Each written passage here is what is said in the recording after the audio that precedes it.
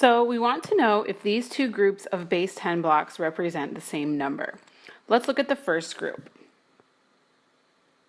I have two flats.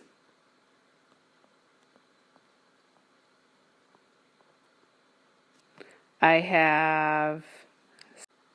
have 6 rods,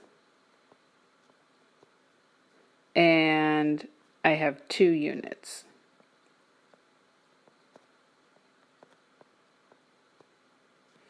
So that means I have 2 hundreds, 6 tens, and 2 ones, which gives me the number 262. So I know that the first group of base 10 blocks represents the number 262. Now I want to know if the second group of base 10 blocks also represents the same number. Well, in the second group, I only have one flat, and I have 1, 2, 3, 4, 5, 6, 7, 8, 9, 10, 11, 12, 13, 14, 15 rods. And I have 1, 2, 3, 4, 5, 6, 7, 8, 9, 10, 11, 12 units.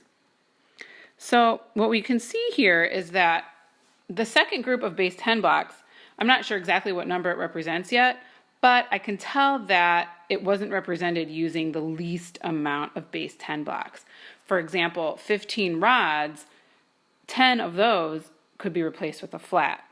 And the 12 units, 10 of those could be replaced with a rod. So here's what I'm talking about here. 10 of these rods right here, these 10 rods could be replaced with one flat. And 10 of these units, those 10 units could be replaced with one rod. So if I redraw it using the smallest amount of base 10 blocks, I'm going to have 2 flats and 1, 2, 3, 4, 5 rods left over. But remember, I also have this extra rod because I converted the units to the rods. And then I would have these 2 units left over. So I have 2 flats, that's 200, 6 rods, which is 6 tens, and 2 units, which gives me the number 262. So I can see that they represent the same number. Another way to do this would to say that 1 flat is the number 100.